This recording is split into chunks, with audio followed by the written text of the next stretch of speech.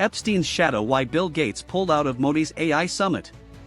India's AI summit was meant to showcase the country's potential, but controversy and Gates' exit stole the spotlight. Microsoft founder Bill Gates has cancelled his keynote speech at India's flagship AI summit just hours before he was due to take the stage on Thursday. Gates, who has faced renewed scrutiny over his past ties to the late sex offender Jeffrey Epstein, withdrew to ensure the focus remains on the AI summit's key priorities, the Gates Foundation said in a statement. The 5-day India AI Impact Summit 2026 was meant to showcase India's ambitions in the booming sector, with the country expecting to attract more than $200 billion in investment over the next 2 years. India's Prime Minister Narendra Modi had billed the summit as an opportunity for India to shape the future of AI, drawing high-profile attendees, including French President Emmanuel Macron and Brazilian President Luiz Inácio Lula da Silva.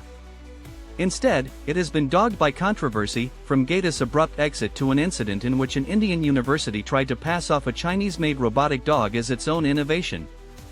So, what exactly went wrong at India's flagship AI gathering, and why has it drawn such intense scrutiny? Bill Gates was due to deliver a short but high-profile speech highlighting the opportunities and risks posed by artificial intelligence. However, in recent weeks, several opposition figures and commentators in Indian media weighed in after emails featuring his name were released in the Epstein files in late January, questioning whether his presence was appropriate. Despite the discussion, all appeared to be proceeding as planned earlier in the week. On Tuesday, the Gates Foundation's India office posted on X that Gates would attend the summit and deliver his keynote as scheduled.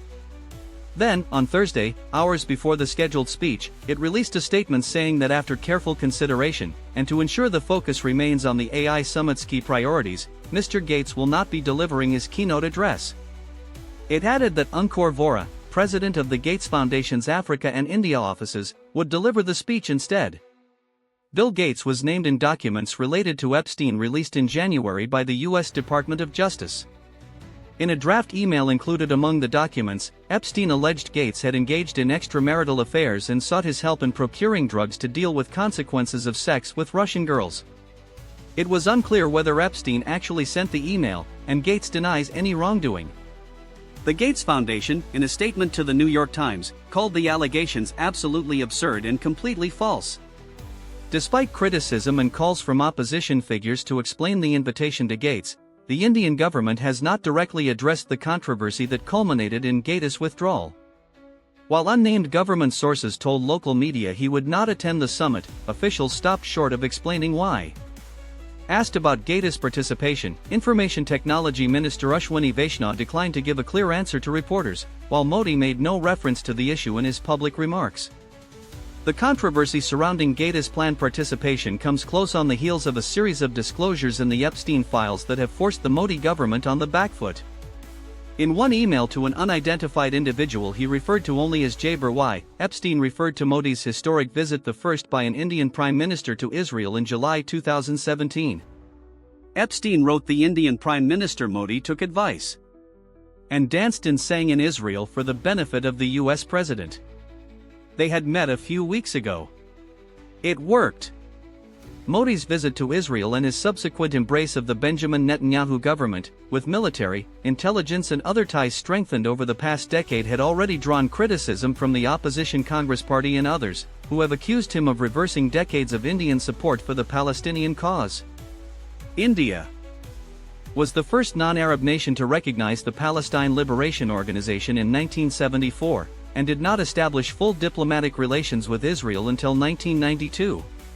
But the Epstein email turbocharged the opposition criticism of Modi's Israel policy, with questions now also asked about whether it was influenced by Washington. The Indian Ministry of External Affairs dismissed the Epstein email in an unusually sharply worded statement.